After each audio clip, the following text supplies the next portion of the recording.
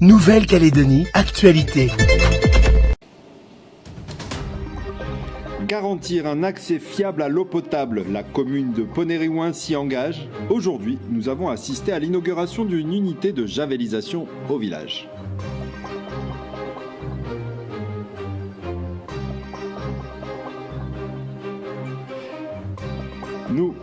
Nous poursuivons notre feuilleton de la semaine consacré au pain. Cet héritage partagé du côté de Marais, la famille Wanara nous livre leurs petites recettes pour écarter les enfants de la tentation des écrans. Ils ont fait de la préparation du pain un temps de partage en famille. Enfin, nous sommes mercredi et comme chaque semaine, Cédric Tia nous donne rendez-vous avec la chronique Wageri. Lors de son dernier voyage en pays Nengoné, le hasard lui a permis de partager un moment avec Maria, une pêcheuse de Wap Helen. Ce poisson est bien connu au pays, mais la technique de Maria, beaucoup moins. Avant de développer nos titres, vive émotion aujourd'hui dans le monde des Miss de Nouvelle-Calédonie. Mathilda Lelon, sacrée samedi dernier Miss Nouvelle-Calédonie 2023, va devoir descendre du podium. La faute à une erreur de comptage lors du second tour de l'élection. Après vérification, il s'avère que c'est Emma Grousset que les Calédoniens ont élu Miss Nouvelle-Calédonie. Mathilda Lelon passe du titre à la place de 3e dauphine. Emma Grousset va-t-elle porter la couronne? Le comité local attend la confirmation auprès du comité national de Miss France avant de communiquer sur la marche à suivre. Après 3 ans de travail, Ponériouin inaugurait ce matin l'une des 5 unités de javelisation déployées à travers la commune. Celles-ci permettront de garantir aux administrés une eau potable au quotidien. Lina Wakaseu était sur place. Utiliser la javelisation pour désinfecter son eau, c'est le choix de la commune de Ponériouin. Dans cette première unité de désinfection, l'eau sera traitée avant distribution afin d'éliminer bactéries, virus et prévenir toute propagation d'épidémies au sein de la population. J'attends beaucoup en matière de qualité de l'eau, ce qui n'était pas auparavant parce qu'on avait des problèmes pour boire de l'eau. Et là, maintenant, qu'on sait qu'on peut boire l'eau, c'est une grande joie. Et puis surtout, merci à la commune de Ponériouin, aux personnes qui ont travaillé sur le schéma de l'eau pour rendre possible une meilleure qualité d'eau.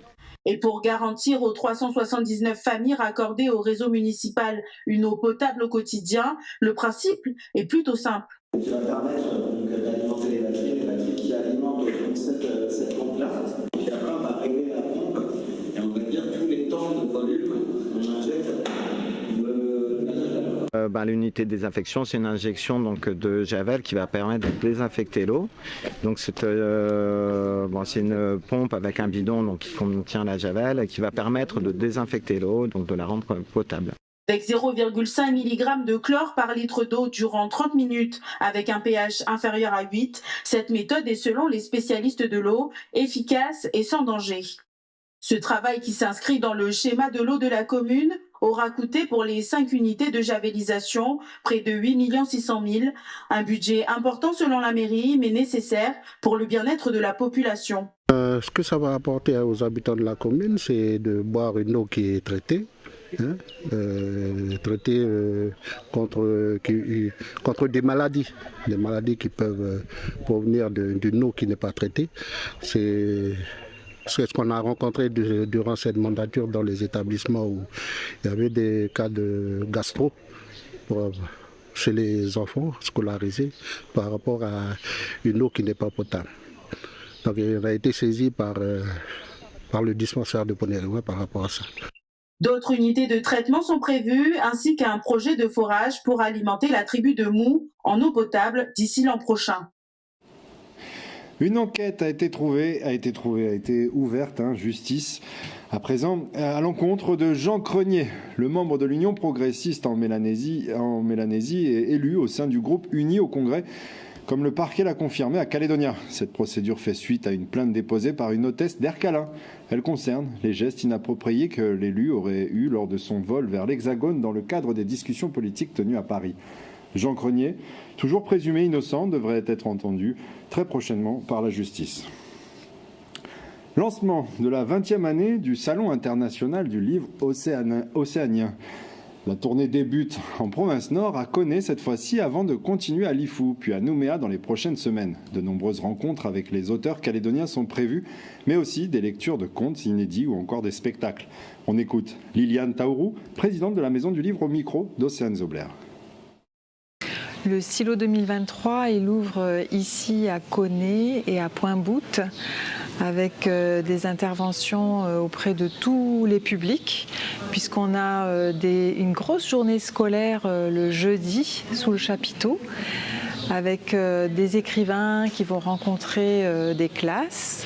On a aussi des éditeurs qui vont aller dans les écoles pour partager leurs livres, leurs histoires, leurs passions. C'est aussi l'occasion de créer un point de vente exceptionnel ici sur Koné, puisqu'on va avoir toute la production locale récente sur un seul stand disponible à la vente. C'était difficile de mettre les choses en ordre de marche, mais ça s'est fait grâce à la contribution des 3 provinces.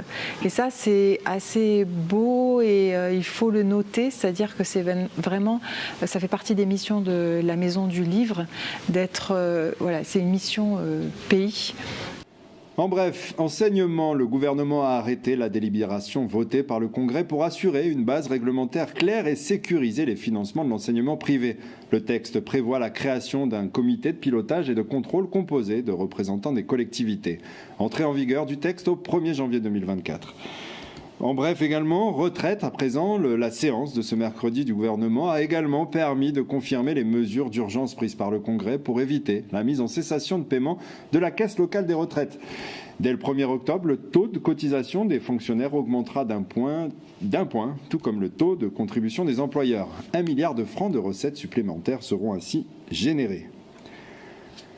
Réunis aujourd'hui à Lifou, les élus de la province des îles ont voté le budget supplémentaire 2023. Un budget d'un montant de plus de 2,2 milliards de francs avec 500 millions en fonctionnement et 1,7 milliard en investissement. Ce budget supplémentaire a été voté en équilibre avec 7 voix pour et autant d'abstentions. On écoute Isabelle Barounet, chef du groupe UCFLNKS aux îles Loyauté, au micro de Henri Nailolo. C'est un budget qui est important parce qu'on a réduit des inscriptions en investissement, on a pris de l'investissement pour couvrir les besoins de fonctionnement. C'est important parce qu'il faut terminer l'année et surtout continuer à servir nos populations par rapport à toutes ces aides qu'on attribue.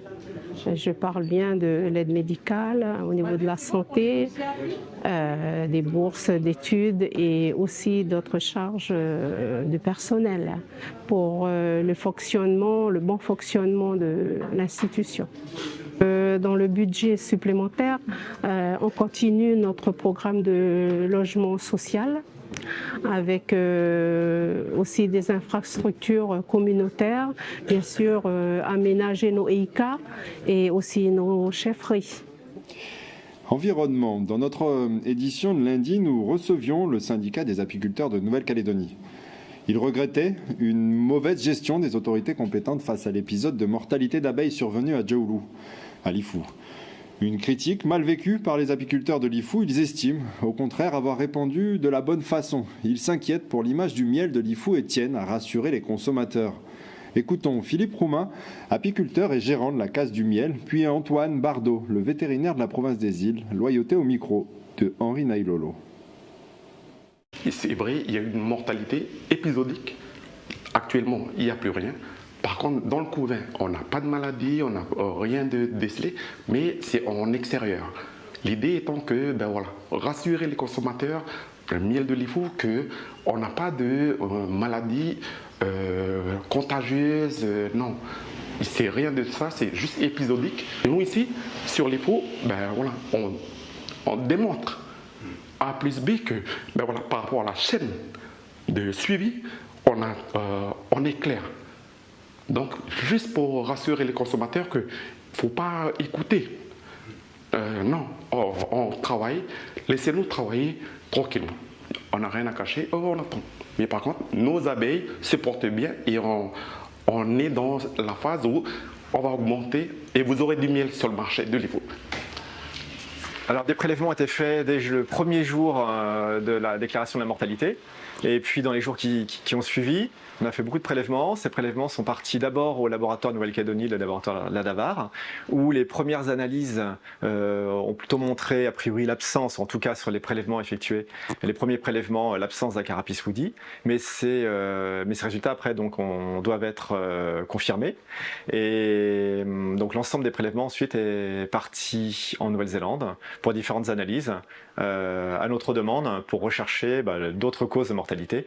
Non, là, la mortalité a stoppé. Elle a duré quelques semaines, peut-être 3 semaines. En tout cas, 2 semaines après la déclaration, le premier jour de prélèvement, etc. La mortalité elle a été complètement arrêtée. Donc depuis la semaine dernière. Donc là, on n'observe plus aucun symptôme et d'ailleurs un très bon redémarrage de la vie dans ces ruches, dans ces ruchers. On n'a plus aucun problème. Passons au 3e épisode de notre feuilleton de la semaine consacré au pain, un héritage partagé par tous.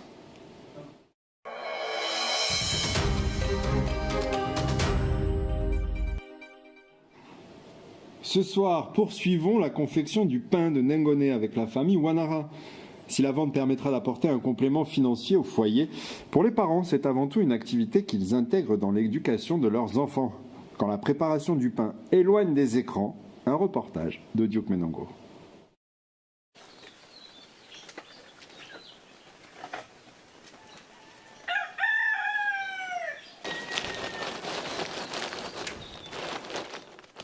Capone et son mari Akali ont choisi de réaliser leur pain tous les samedis.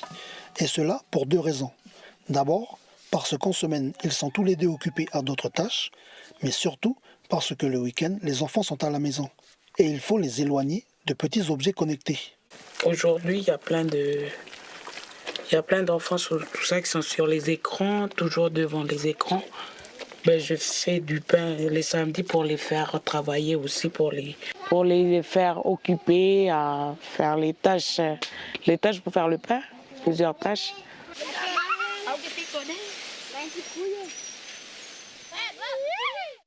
Maman, elle nous donne du travail, c'est aller arracher de l'herbe, c'est takonaya. On met des cailloux chauds pour que le pain soit...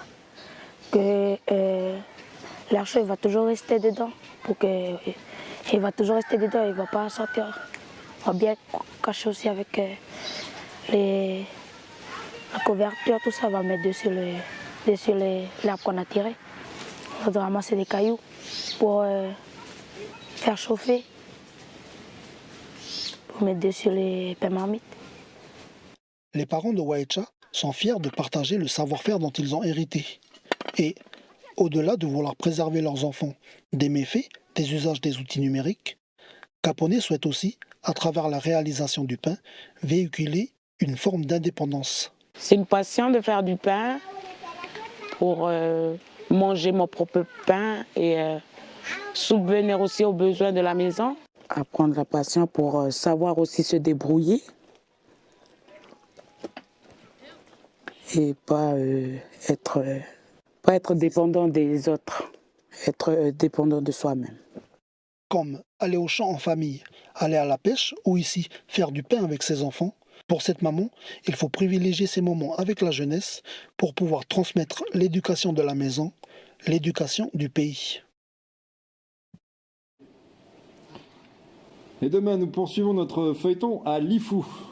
Pour les Wajema, la fabrication du pain est aussi une affaire de famille. Nous les avons suivis à travers le Wetch, où l'art de la boulangerie remonterait à l'arrivée des missionnaires catholiques. C'est l'heure de notre chronique du mercredi présentée par Cédric Tia Wageri.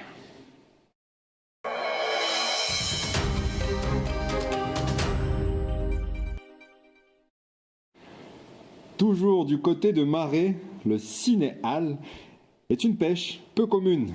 Un masque, une canne à pêche et c'est sous l'eau que tout se passe.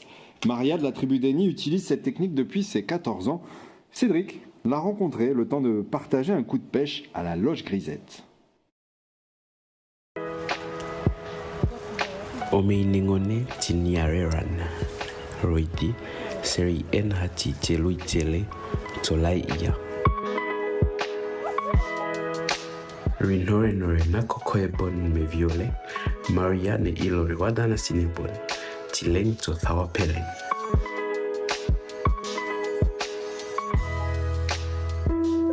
Voici comment j'ai rencontré Maria durant une mission sur les terres négonées. J'ai fait décoller le drone pour des images aériennes et puis, dans l'eau, j'ai aperçu cette pêcheuse en robe mission. La curiosité m'a poussé à m'approcher, mais pas trop près pour ne pas la déranger.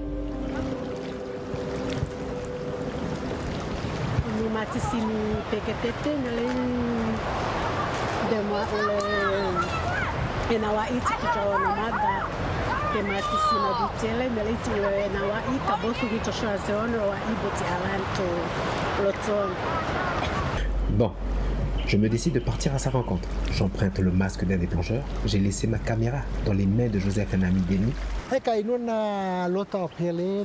Et je vais essayer de nager avec un jean.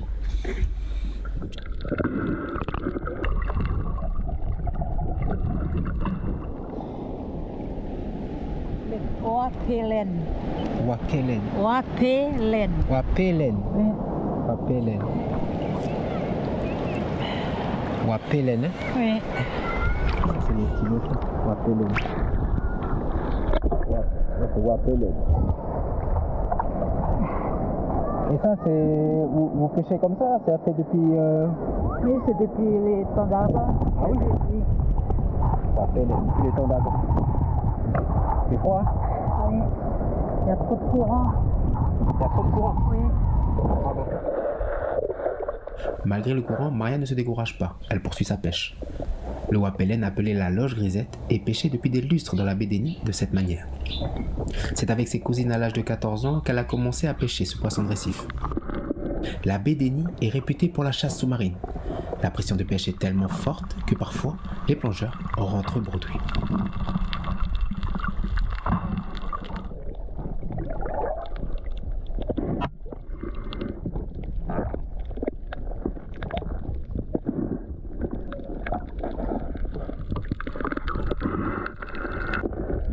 Il est difficile de filmer avec ce courant. Je m'accroche comme je peux. Ah, le bout de sèche a été gobé. Je crois que nous avons un poisson.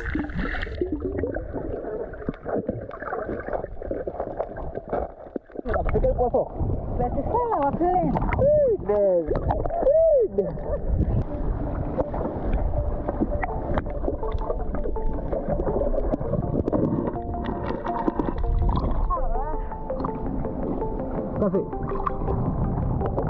Ligne cassée, nous décidons de regagner la plage. Oh, j'aperçois Joseph. Je vais avec les bras comme Ah, les caméramans là. Joseph, tu peux te rapprocher s'il te plaît? Ok, bon ben j'ai recruté un cadreur qui s'appelle Joseph et son assistant Georges. L'eau elle est un peu froide, comme c'est la marée basse, il y a le courant qui nous emporte vers l'intérieur. Il y a un peu de travers ton cadre, non? C'est bon? Non, ça va, il est droit. Oh, les...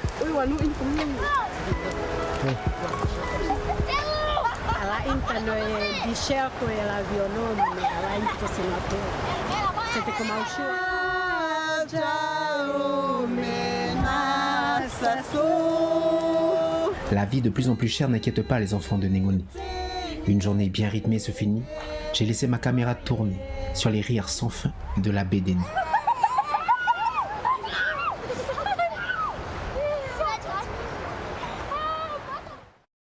Avant de nous quitter, découvrons ensemble un spectacle de la compagnie L'eau salée. Vivre un deuil, perdre un être cher, une épreuve qui nous concerne tous. C'est cette thématique intime que la metteuse en scène calédonienne Marion Farcy a retranscrit dans son adaptation de la pièce de théâtre L'Inattendu de Fabrice Melchior. Un spectacle qui se joue à partir de demain et jusqu'au 23 septembre au Théâtre de Poche de Nouméa. Immersion avec Maëlys Vézir et Luca Hemo. T'es pas là pour me faire danser sous contre toi. Faut que ça malin de disparaître. J'ai besoin de toi, moi, là, ici, là. On découvre l'histoire de Liane, qui est une femme assez vulnérable, fragile, mais aussi drôle et très fun, qui nous livre son histoire très intime du décès de son mari. On va découvrir au fur et à mesure le parcours finalement du deuil de cette femme et de comment les années passant, elle se relève, ou du moins comment elle traverse ces étapes de deuil. Non mais sans déconner, parce que j'ai une tête de veuve.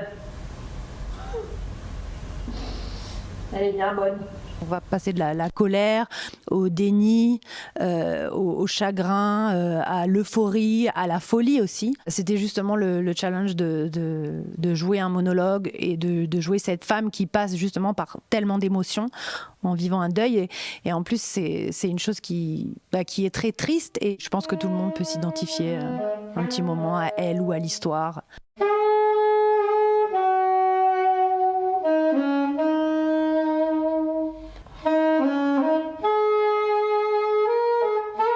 J'ai 3 rôles distincts, plusieurs personnages qui vont se défiler autour de cette histoire, donc autour du deuil. Je fais beaucoup de voix, il y a des machines, il y a des boîtes à effets, il y a de la guitare, il y a du saxophone, il y a du chant, des percussions. Mon rôle, c'est d'illustrer musicalement cet univers un peu à la fois lourd, sombre, mais à la fois un petit peu drôle. On est à la frontière entre effectivement une réalité concrète et un rêve. Il a fallu que je joue sur la recherche de texture et aller creuser en fait toute la métaphore du texte. Il y a tout un jeu aussi avec les lumières. Ça fait sens de pouvoir délivrer et partager cette expérience-là avec les Calédoniens. Et peut-être qu'eux aussi, ils vont entendre et ressentir les aspects mystérieux et spirituels de cette pièce. Nous vivions tous les deux ensemble, toi qui m'aimais, moi je t'aimais. Outremernews.fr, le site de l'actualité Outre-mer, 24h sur 24 et 7 jours sur 7. Retrouvez la chaîne Outremer News sur YouTube.